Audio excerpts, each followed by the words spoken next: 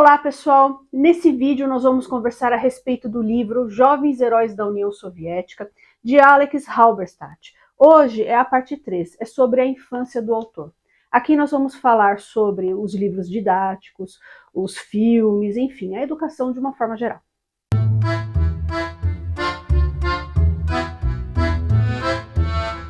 Olá pessoal, eu me chamo Juliane, você está no canal Vai e Veja, eu falo de história e literatura.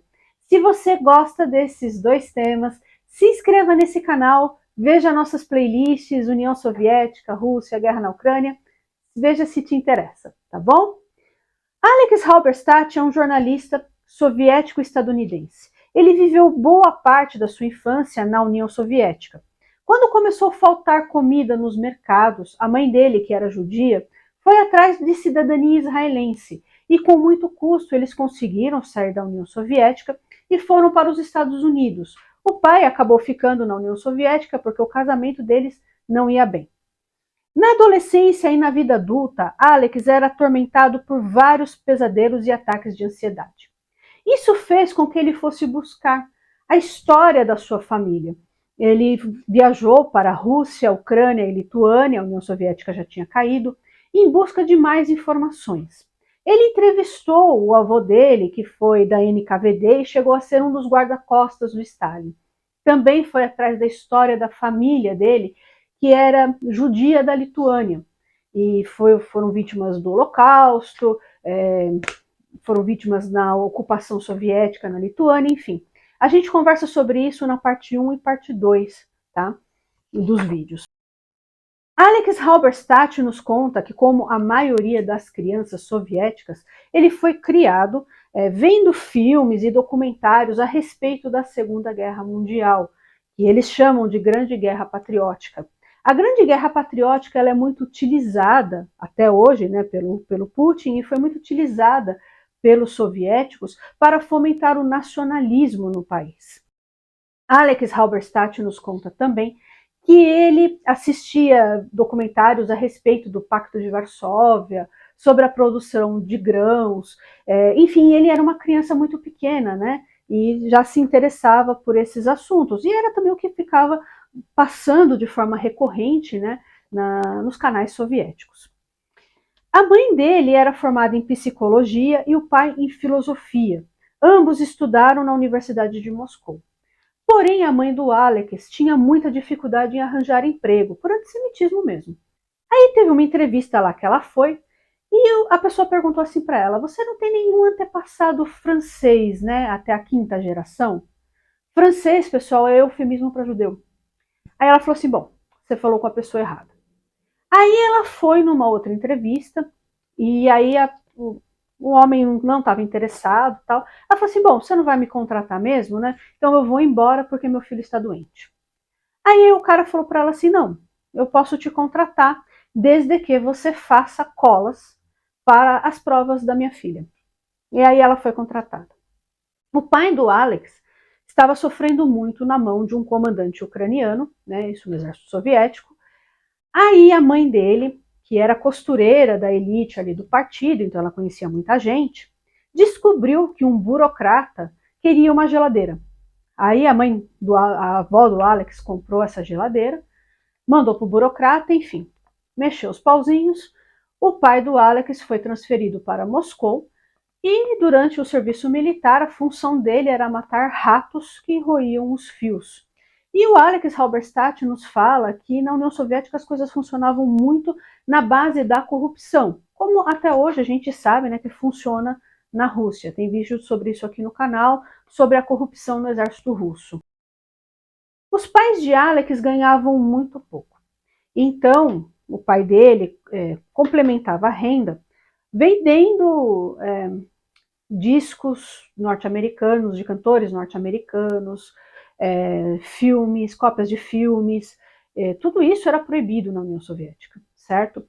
Mas eles vendiam e o mercado negro, isso sempre funcionou, esses filmes sempre chegaram para os soviéticos que tinham interesse. A avó do Alex, que como eu disse, era costureira do partido, da elite do partido, né? Então conhecia muita gente, conseguiu uma vaga para o Alex numa escola de elite lá em Moscou, né? E ele conta que o livro didático se chamava Jovens Heróis da União Soviética.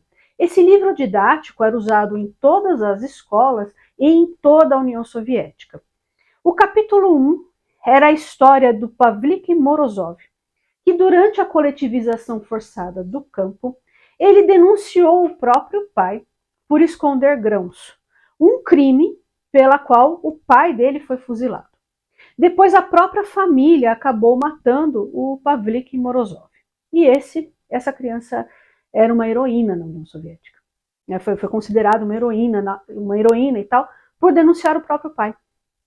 E uma outra criança era muito idolatrada, enfim, era a Zina Portnova, que pegou uma pistola de um alemão que estava sobre a mesa.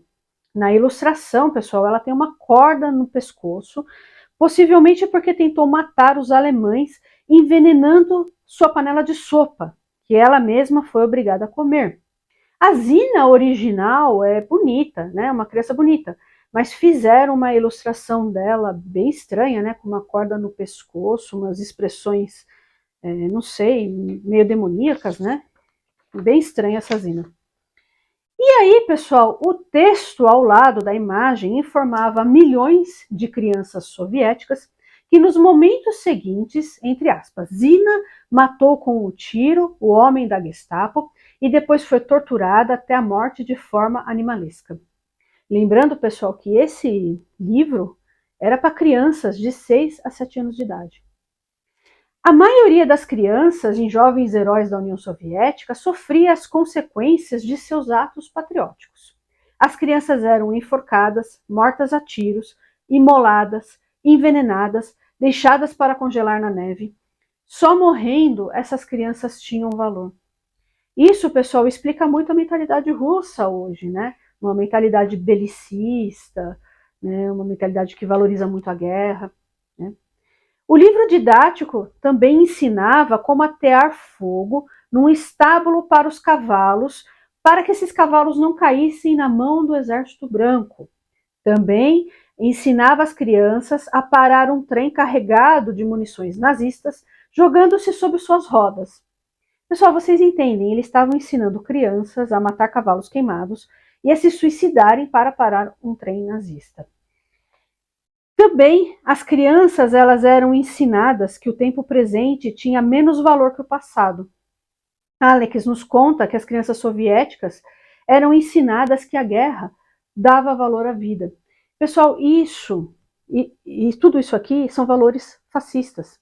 Então, Mussolini usava muito isso, né? O passado glorioso em detrimento de um presente ruim ou medíocre. Né? Então, Mussolini usava Roma para isso. A União Soviética usava a Grande Guerra Patriótica. Putin ainda usa. Né? Então, o valor sempre, a pessoa, o indivíduo não tinha valor. O valor quem tinha era o coletivo. Então, morrer em uma guerra era muito mais valoroso do que conservar a sua vida. Tá? Então, essa sociedade belicista também é um valor fascista. Era um valor que o Mussolini, por exemplo, propagava. Tá? Muito bem, pessoal, olha o que o Alex Halberstadt fala.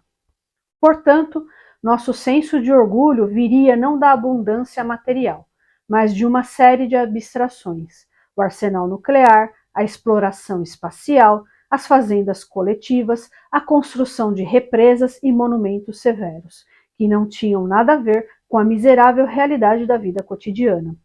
Né? Então, a propaganda ela era muito bem feita e muito utilizada na União Soviética. Né? Então, fazia com que as pessoas tivessem orgulho, olha, a Laika foi para o espaço, olha o Yuri Gagarin, para que as pessoas não se revoltassem mediante ao que acontecia. Né? Uma burocracia extrema, pobreza, corrupção, falta de alimento nas prateleiras dos supermercados, enfim. A vida era muito difícil. Né? Então, a população era constantemente bombardeada com essas propagandas. Tá? Alex também nos conta que os professores sempre criticavam os Estados Unidos, né, claro, E havia momentos em que a professora falava assim: qual é o país mais agressivo do mundo? E as crianças tinham que responder: Israel! Então a gente vê que começou, né, nas escolas a fomentação da ideia, né, de um sionismo diabólico, né, da demonização do sionismo e dos judeus por consequência. Né? Como dito, pessoal, a família do Alex conseguiu sair da União Soviética e chegou até os Estados Unidos. As coisas foram muito difíceis para eles. Né? Os Estados Unidos é uma sociedade muito competitiva, e isso ele sentiu bastante, porque a sociedade soviética não era assim, né? Então é uma sociedade muito competitiva, as crianças competiam muito entre si, as crianças competiam nas escolas, é uma sociedade complicada nesse sentido, né? Então ele sofria muito bullying por ter vindo de um país socialista, por ser soviético, por falar inglês com sotaque, por ser uma pessoa pobre. Então ele passa por processos bastante complicados nos Estados Unidos também.